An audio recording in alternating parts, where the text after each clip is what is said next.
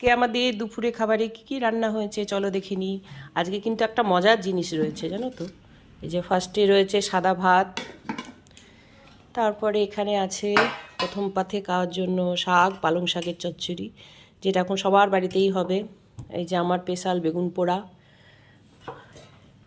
এখানে রয়েছে সমস্ত সবজি দিয়ে ডাল, ডালটা তলায় বসে গেছে, না নাড়ালে বোঝা যাবে না। এই যে সমস্ত সবজি দিয়ে ভেজ ডাল, মুসুরির ডালই, তাতে সমস্ত সবজি দিয়ে ভেজ ডাল।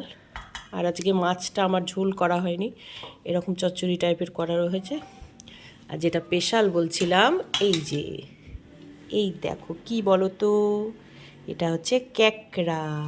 এই যে ক্যাকড়া, এই দেখো দেশি ক্যাকড়া, একদম ছোট ছোট দেশি ক্যাকড়া।